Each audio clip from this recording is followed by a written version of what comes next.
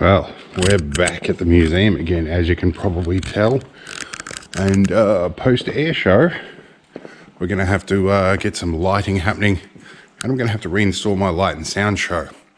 I don't have the light and sound show with me today. I'm just getting the lighting started. And in order to get the lighting started, I need to find a big old power supply that I have somewhere. And I hear rumors it's hidden underneath there somewhere. I'll dig that out. I think there's a newer, more modern link trainer coming into at some point.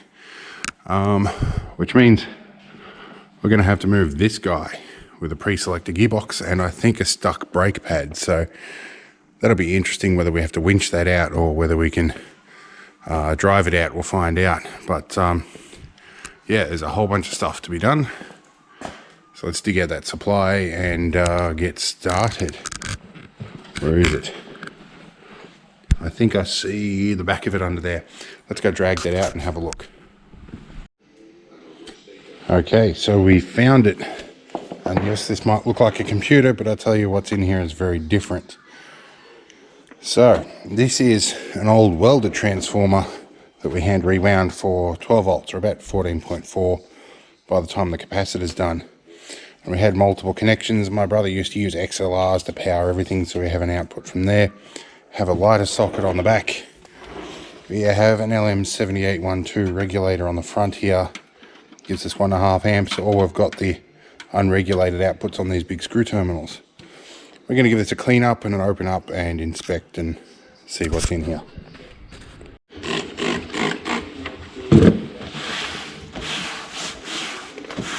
I think that's a bit of a foregone conclusion.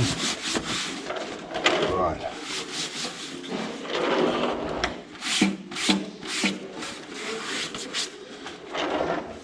Let's pull the side off and see what's in here.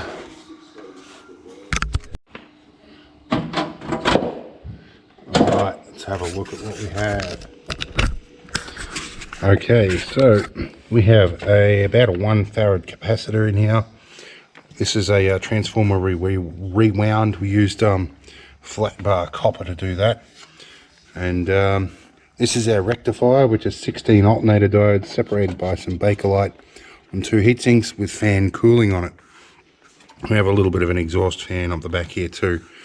Pretty basic in terms of how power supplies work, but it's big and bulky and it gives us loads of current. So we're going to be doing pretty well. We'll run our 10 meters of LED strips, no worries, along with all the other hardware that's going to need 12 volts as well. So this looks pretty good inside. There's nothing crazy going on with it. So from there, we're going to plug it in, fire it up, and we're going to start stringing our LED strips. All right, so what we need to do now is start looking at the remnants of the old lights that we're going to trim out and get rid of. And an inline relay here that was connected to the light and sound show that would make the cabinet lights flicker when a simulated bomb drop happened. This is our original 12 volt feed wire. We're probably going to chop all of this off and replace it, so we're going to cut all this down. And there's a big loop that runs all the way around this cam net that would run all the various cabinet lights over these cabinets. And then we ran a feeder off to one side to run these guys. Alright, we've got the old stuff out. There's a couple of things we're probably going to do here while I think of it. And there is a wire hidden over this catenary that runs 2 LED strips over here. We're probably going to leave them in situ. Alright, so we need to do, I guess, what a Sparky would call a rough-in. We need to just generally position these things where we expect to see them. And then figure out our cable lengths and whatnot and trim to length as needed. Alright, so I've had to dodge around visitors to the museum, so not all of which want to be filmed. We have our rough-in fairly complete here. We've got our cable here. This is going to go up across the top and down to these cabinets along here, which are not wired in yet. This cabinet's wired up. The one on the other side of this is wired up. This one is wired, and so are these two up here. It should be fairly good. This wire is thick enough, I don't think I'll need to do a complete loop for it. Plus I'm going to be pacing the power supply midway along that, so the load will be spread out along either side of the cable, not from one end to the other. That should minimize the voltage drop. Although we have 14.4 volts, so a bit of voltage drop is not a huge issue. We also need to fix that as well. All right, so we're getting there, but so is my ability to do this, so I may have to call it quits and come back tomorrow. I'll have a think and see how we go. The next morning. Okay, so I've made a fairly tremendous jump. It's now the next morning, and we're loaded up for day 2 with a whole bunch of random stuff. It looks like chaos in here, and you would be correct in assuming that. Hopefully today we can make some sense of all of this. Yesterday, because there was a lot of visitors, more than we expected, I couldn't really do a lot of filming. So I got a lot of stuff done. We've still got 2 LED strips to connect. But today we'll be hooking up the light and sound show that I designed some years ago. And here it is here. I do have some really old videos on my old channel that I can probably link in the description. I'll see if I get round to that. If you don't see the link, it means I didn't get round to it. So yeah, we'll see what we can do. Let's get on the road. All right, we're in, and I've been head down, bum up working, and it is a slightly darker today, and I know GoPros aren't great in low light, but hopefully we'll have some lights happening very soon. I've got one more left to connect over here. I think that cabinet. Once that's connected, I'll be able to hook up fuse box and power to that. We have mains power here now. I've strung this extension lead up, and we bought a good RCD/overload protected power board on a reel. It was the most convenient option available at Bunnings at short notice. It means I can run a fan here because I have been overheating because there's no air movement in here. It's not a particularly hot day, but for me, when I'm working, I heat up very quick and it causes problems with MS. So I donated a fan to the museum for my own comfort. All right, so I've got all the lights working. Next job, this squashed power point behind here, we're going to replace it with a right angle plug so it's a little bit safer. All right, we've got the cabinet moved, we've got the frame and the trolley jack underneath that, or the pallet jack. Now we've got the old cable out, and I would not like to have put a load on this. Anyway, new one looks much better. Electrical inspector's going to be happy. The cabinet lights are starting to work. I've got loads of junk here to set up. Now that I've got that running, I'm going to put fuses on. I'm going to measure the amount of current going on it and put an appropriate fuse in the fuse block, and that allows me to run a few other circuits off that. So, and then we get around to putting this in, and this amplifier and the other one that I haven't brought in yet, and hook up all the relays. It's going to be a tomorrow job almost, but we'll see what we can do. All right, well, I stuck the good old handy dandy clamp meter here on our strip, and we're running 13 amps. There was 2 extra strips that we didn't install that were already here. We've left them in, so 13 amps total. The wire current is good for, I think, either 15 or 16 amps or thereabouts, so that's a continuous rating. So when we do our fuse box, we're going to whack a 15 amp fuse in, and I would expect if we exceed 15 amps on the wiring, that's beyond the wiring limit, and we will want the fuse to blow. And it gives us room for another meter or so of LEDs if we need to. So we'll use a blue fuse in this one. This fuse box will light up bright red if there's a blown fuse. So it's pretty easy if I'm not here and somebody else goes, hey, there's a little red light down there and the lights aren't working, we know pretty quickly what's happened. So I'm going to go get this wired up and we'll continue on. Alright, we are starting to make some sense of the mayhem down here, or narrow down just to the cables we want. We're starting to get this a little bit sorted. We have all the extra cables we don't now need. I'm going to position some of the amplifier components under here. I'll bring in the other amplifier fairly soon. All our lights are working smoothly. Been over the cables of the thermal imager, they're not getting hot. The fuses work. We have power down here. I think I'm going to pack up because it's getting fairly late in the day. I'm going to come back again tomorrow. If I'm really lucky, Tinkerman Mick might join me, but that's unverified as yet. So, oh, and then I've got 2 ladders to put away, yeah. I think by the time I pack up with this lot, I'm going to be stuffed. So let's do that, and that'll be the end of day 2, and I'm going to have to come back for a 3rd day. So let's get all this packed up. All right, so time to warm up our engine. We got things mostly cleaned up. It's basically a stack of stuff. It's nothing really noteworthy to film. So I'm going to head on home. I'll be back again for day 3. See if we can get this done. And then I'm going to sleep for the next 3 days. All right, let's get on the road. The next morning. All right, so stopped in at Bunnings. We made a new purchase of a Ryobi 18-volt 1+ soldering iron. It feels pretty good. I was going to get the soldering station type, but when I found out that the Australian version, they leave out the inbuilt power supply, so they don't really work on mains as well. It wasn't worth the additional $100 just for a dial for the temperature control, and this one's got a couple of temperature options anyway, and it's a whole lot more compact. So this is going to be perfectly fine for my field use. So yeah, we'll see how we go. The iron actually feels nice.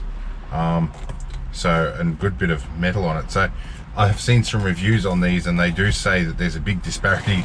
They over-engineer some bits and under-engineer other bits, but anyway. But yeah, the full-blown soldering station versions of these actually have a plug pack built into them. So yeah, but not in Australia, so I guess that didn't meet the ASNZS standards. Anyway, we'll see how this goes when we get there. That should be good. Oh, and they give you a spare chisel tip and some solder, so that'll be good. And I'll read the manual because there's some funny flashy light code. I got some steel wool because I don't use sponges, so I use steel wool so I don't lose tip temperature, which is important when you're soldering on battery. Right. Alright, breakfast of champions. I got dimmies, potato cakes, battered hot dogs, all good stuff. Sounds like Tinkerman Mick's not available, so we're going to be on our own today. I'm going to finish this first.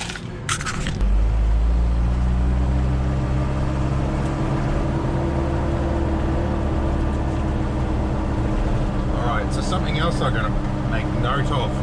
As I was leaving yesterday, I noticed that a fairly prominent landmark, which is a water tower that was previously part of the migrant complex, which is off to the right hand side here. It wasn't where it usually was, and I think they have decided to get rid of it. But I'm going to stop today and take a quick little look here and a few photos, because the historical community has been very interested. So this is it here. It's upset a few people, but also it's been deemed unsafe for a long time. So anyway, I'm going to take a few photos and then we'll get on with what we've got to do. Alright, and we're back. So yeah, oh, in case you're asking about this, that's a Provost. That's a side-by-side 2-seater trainer. Anyway, let's go and do some stuff. Okay, so we're back to messing everything up again. Got to get these 4 speakers up today. Put those 4 little things up, and then we'll go from there. See what we can do after that. Alright, so we have the front of the light and sound show here, and I've been tapping off the back of that voltmeter to find which wire was the negative wire again, because I never marked it when I built the thing. But anyway, yeah, this is mostly what's in here. There's a Raspberry Pi hiding in there. There's a breakout board with some few bridges, and there's a whole bunch of switches and other stuff in here. Anyway, I need to get on to finding that. I also have to terminate another Cat5 cable and plug in here as well. So yeah, we're going to see if this fires up, and hopefully 14.5 volts is not going to kill the regulator. Alright, so here's a bit that makes me really nervous. We're going to test if I've got the polarity right on this unit. If I don't, I'm going to blow stuff up. So let's see how we go here. Oh, haha. Okay, I got it right. That's good. It's upside down, but we should see it boot up in a minute. I'm hoping.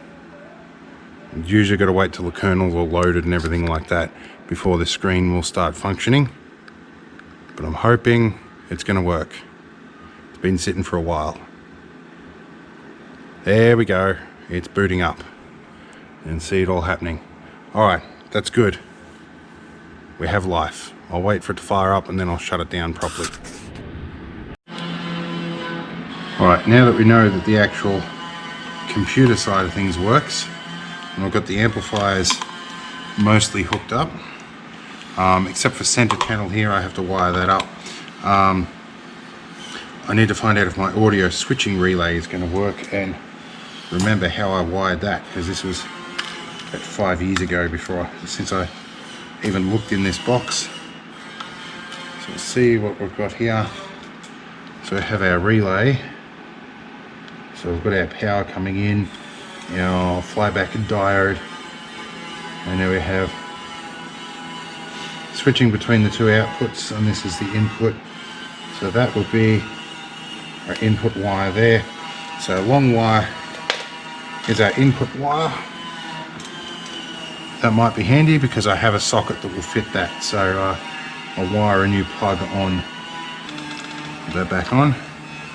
And I think I'm going to come back here at some point with some new cables and some labels rather, and I'm going to label everything, because yeah, God help the next bloke who comes in to try and do this if I don't. Now we get to the bit that I've been looking forward to, and that's testing that new soldering iron. My language is not quite on the ball today. So we're going to thread our shroud on and a little insulating ring, and we're going to prep our wires here, and we'll get that soldering iron out. So I'm going to be quiet here for a moment. Alright, that one is in. Now we're going to stick you down a bit, and you know what, for the purposes of this, left and right channel are fairly superfluous, because I can just I can swap them around at the back of the amplifier.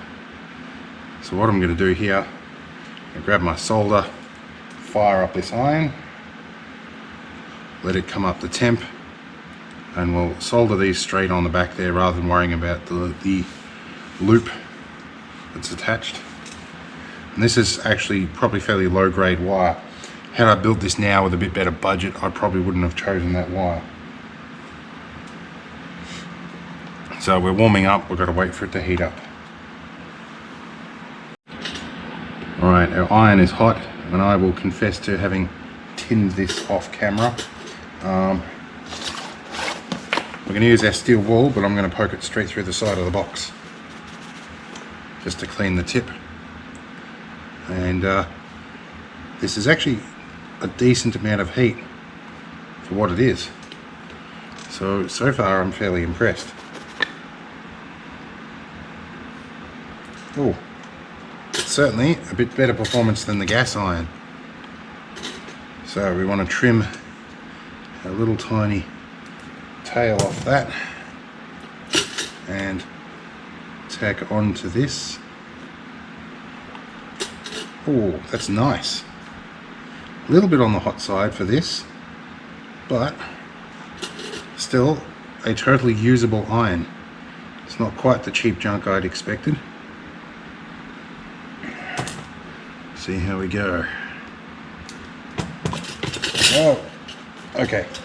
Easy to tip over when you're a bit clumsy. Okay.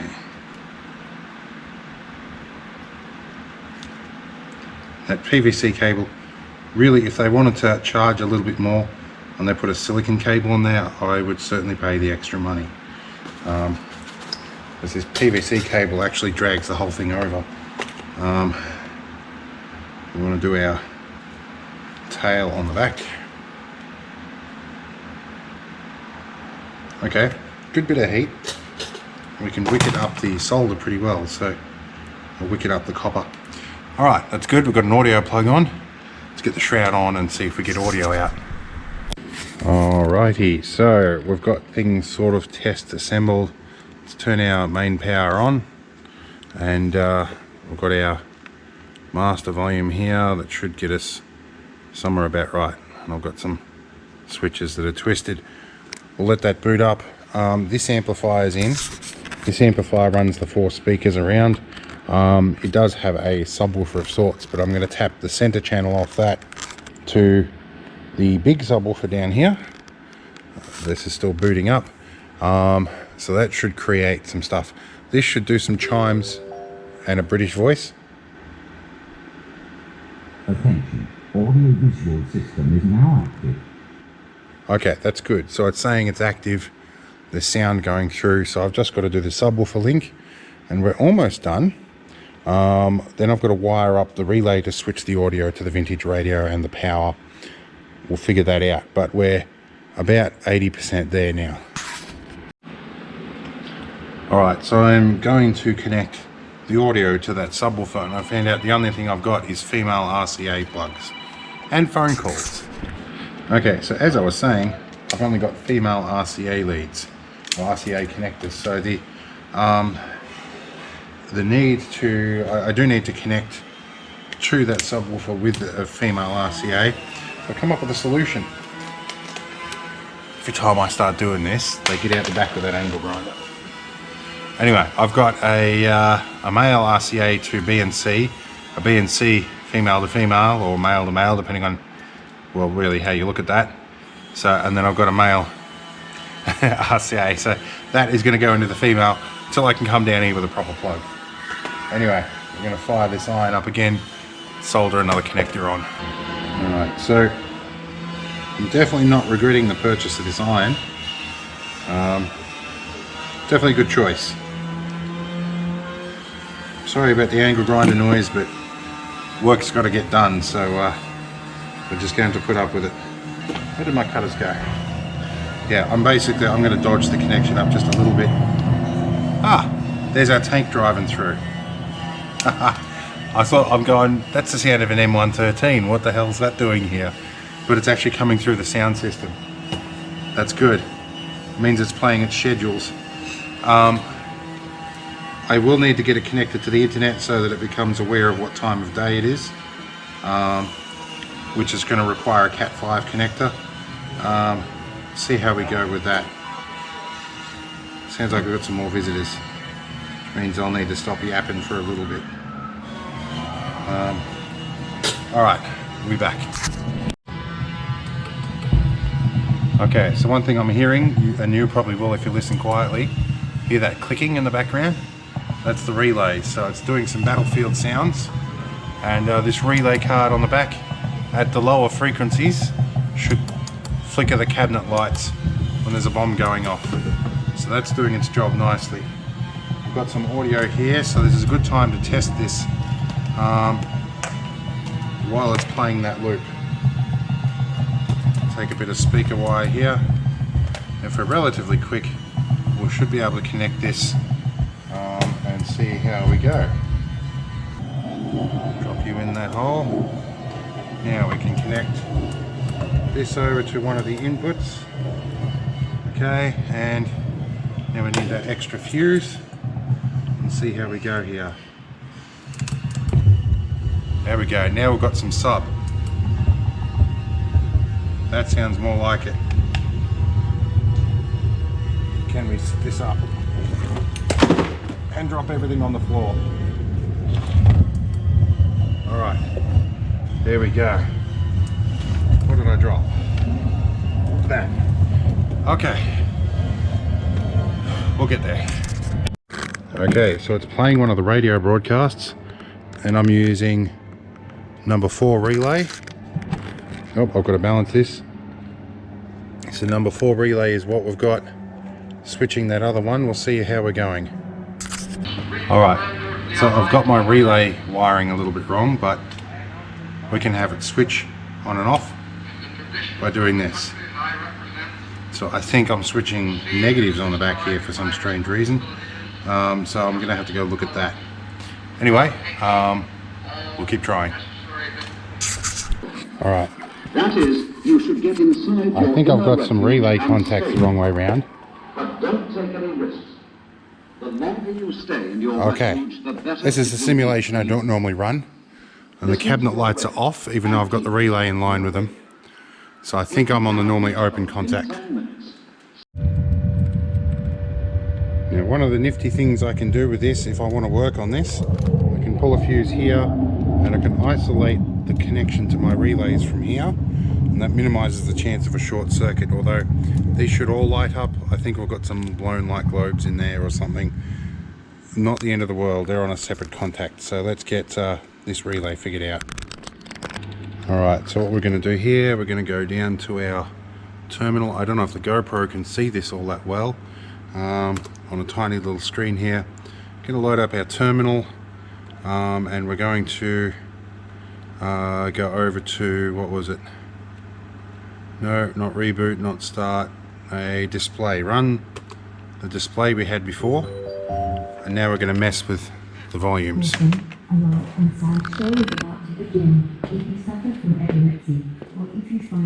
And we'll turn this down a little bit. Thank you for your cooperation. Okay, our lights are on now.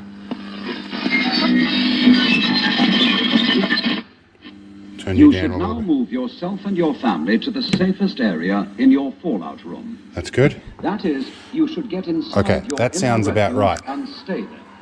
Okay, But don't and that's take not an any actual risks. radio, by the way. The That's a longer little you stay adapter in your frame and an refuge, amplifier. the better it will But it's a be. genuine Rakerphone PB case, Listen and we to the made radio and keep repro listening knobs to your for on a radio. 3D printer.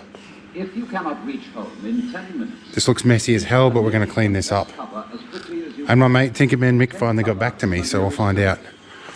Fix this up. nearby, try to find some solid cover. If there is Okay. no solid cover, lie flat in a ditch I'm or glad to be hole almost and seeing the end of cover your this. head, face and hands as fast as you can with some of your Okay, clothes. yep, cover your, all that Take sort of cover at stuff. once. But before entering the building or And cover, goes kaboom, off. That's good. Alright, so that should turn off. Should switch the audio over to that.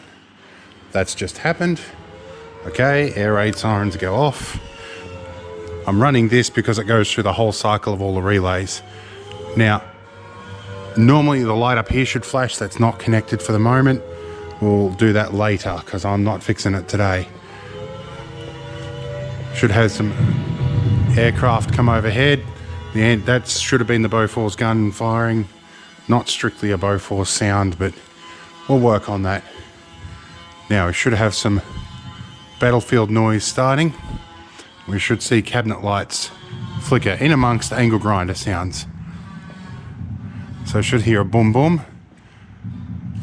There we go. That's more like what we should expect to see. Okay.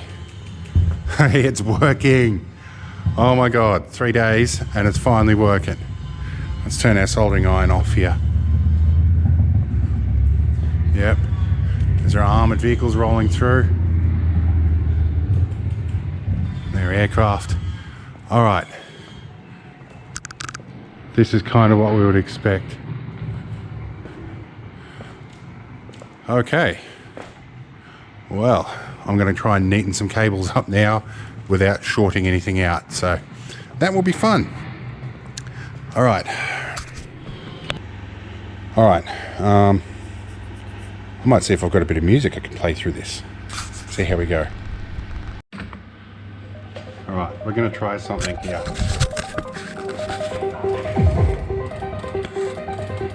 Let's see if we get popcorn running. There you go. I wanted to test that the lights worked. All right. All right, I think that's working. All right. Yeah. All right. And can I isolate the lights flashing? I can. All right. That works. All right, I'll shut it up now. There we go.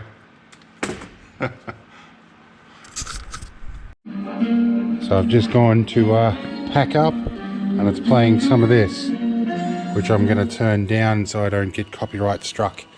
But yeah, it's looking better. We'll keep cleaning up. Now there's a bit I forgot, putting the screws back in the front panel. We're missing a couple of lights on these relays. Normally they should all be all four should be lit up. I've probably either blown a globe or dropped a wire off in the front there, but right now it's working, so I'm not going to look that gift horse in the mouth. Put the screws in. We've got, I think, something like 3 working days until the air show, with all Easter and everything happening. So we'd need this to be working. Plus I have my next infusion before then, and that's going to knock the stuffing out of me as well. In fact, doing 3 days of intense concentration on this, as well as dealing with people, is going to knock the stuffing out of me. So this might be the last thing I get to do for the museum before the air show actually happens. It is one of them things with MS that's a problem. I'm noticing this intensity is changing slightly. I wonder if I've got a load wrong somewhere. Yeah, anyway, for the moment, it works.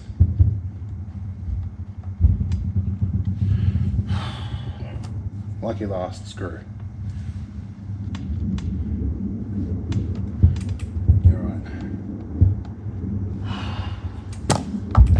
Okay, let's finish packing up, sweeping up, and we'll do a walk around afterwards. Alright, a couple of last minute jobs to do. Gotta get up here and zip tie some extra cables up, and I don't know where this cable actually belongs. This one's been wrapped around everything.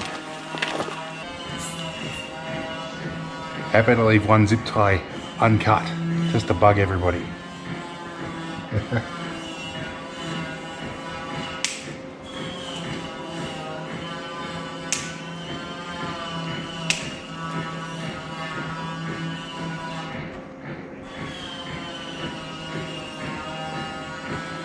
Alright, I think we're pretty well done there.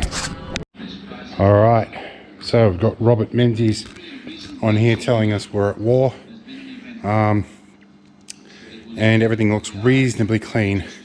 I'm going to get some cable wrapping and stuff and neaten this up properly into a single loom, and probably put something like one of those little foot or tread plates over here that you can run cables through.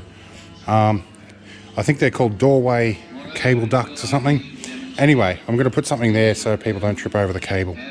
The museum won't be open for a few days, so I can get down here in between that time and fix that trip hazard then. But it's looking fairly clean. The lights work. We need to actually tie them down. I've got some cables hanging here we need to pin up, and a couple more zip ties to put up, but otherwise it's looking pretty well. We have our orphan speaker here. I'm not sure what I'm going to do with that. It's just hanging in the cam net for the moment. I'll make a little hanging bracket or something for it and hang it off the Dyneema rope up here or something. But yeah, so far the ambience is working as it did before. I've got one of the other members out the back here with the angle grinder working on the shipping container. Security upgrades. So not that there's a whole lot in that container that anybody want to steal, but you know, people try anyway. So this is another one of my little projects that I made probably more than 8 years ago now. It's still running. It had a screen upgrade, but yeah, it plays documentaries and the White Horse movie and a few other things. So yeah, and that's something I did a while ago. It was the 4th 19th emblem. I laser cut that emblem because the old one was missing, and hand painted all the relief in there because I did it on black acrylic and laser engraved it, so I had to hand paint all the engraving. But that certainly worked. Well, there's actually a fair bit that I've done around here over the years. Anyway, I'm done with this project, and I'm exhausted, and I need to head home. Anyway, we're going to move on.